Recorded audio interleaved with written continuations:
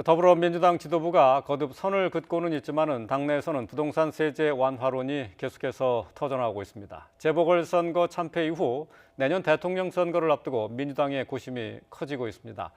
국회 취재기자 연결합니다. 우철희 기자. 네, 국회입니다. 부동산 세제 완화론을 놓고 민주당 내부에서도 말이 계속 나오고 있죠. 네, 부동산 관련 세금, 특히 종합부동산세 부과 기준을 조정을 해야 되냐 마냐를 놓고 민주당 내부에서도 여러 의견이 터져 나오고 있는데요. 일단 윤호중 원내대표 겸 당 비상대책위원장은 당내 부동산 특위를 통해서 의견을 달라 이렇게 사실상 입단속에 나선 상황입니다. 언론을 통해서 정리되지 않은 당내 여러 의견이 나오면 오히려 국민과 부동산 시장 혼란을 부추길 수 있다는 판단이 작용한 것으로 보입니다. 김부겸 국무총리 후보자 또한 오늘 출근길에 부동산 세제 완화에 대해서 부정적인 입장을 밝혔습니다.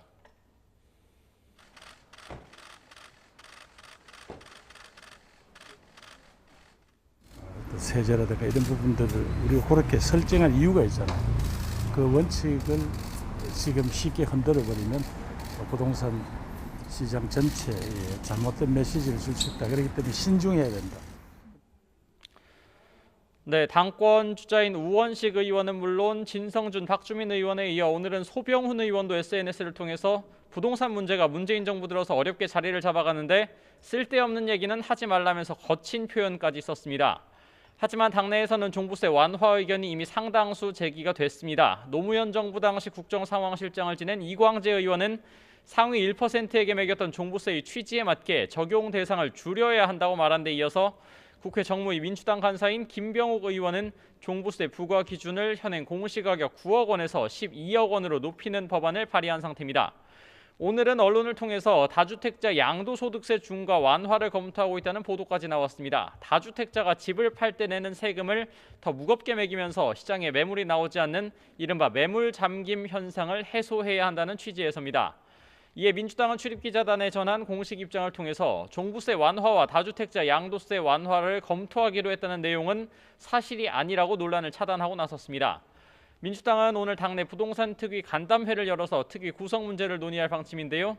재보궐선거 참패의 요인 중 하나가 부동산 정책 실패라는 분석이 제기되는 가운데 내년 대선 승리를 위해 부동산 세제 완화 카드로 이른바 산토끼를 잡아야 한다는 주장이 나오는 반면 산토끼를 잡으려다가 전통적 지지층인 집토끼마저 잃을까 걱정하는 목소리도 만만치가 않아서 민주당의 고심이 커지는 상황입니다.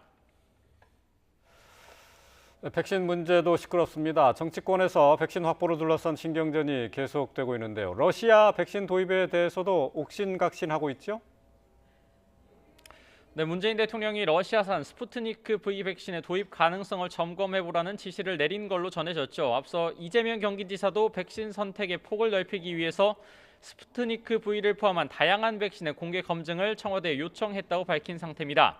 당권 주자인 송영길 의원도 러시아의 스푸트니크 V 백신 도입 등 만일의 사태에 대비하기 위한 이른바 플랜 B 추진도 필요하다고 말했습니다. 여권 내에서 영향력이 가장 큰 인물들이 잇따라 러시아 백신에 대한 긍정적인 언급을 하고 있는 만큼 도입 가능성이 커지나 했는데 제동을 걸고 나선 인물도 있습니다. 바로 백신 전문가를 자처하고 있는 정세균 전 국무총리입니다. 아스트라제네카와 화이자 백신 중에서도 국민들의 선호가 나뉘는데 러시아 백신은 더 심할 수 있다면서 지금은 때가 아니다 이렇게 반박을 한 겁니다. 코로나19 4차 대유행 우려와 계속되는 국민의힘의 비판 속에 민주당 내에서도 백신 확보에 대한 위기감이 작용하는 것으로 풀이가 됩니다. 국민의힘은 러시아 백신 도입에 대해서도 쓴소리를 이어가고 있습니다. 주호영 원내대표 겸 당 대표 권한대행은 안전성이 제대로 검증되지도 않았는데 백신 보릿고개가 생기니까 허겁지겁 러시아 백신 도입 논의를 하고 있다고 비판했습니다. 미국 정부의 백신 여유분 인접국 우선 공급 시사로 우리 정부가 추진하는 백신 스와프가 쉽지 않을 것이라는 전망이 나오는 상황에서 백신을 둘러싼 정치권의 설전은 이어질 전망입니다. 지금까지 국회에서 YTN 우철입니다.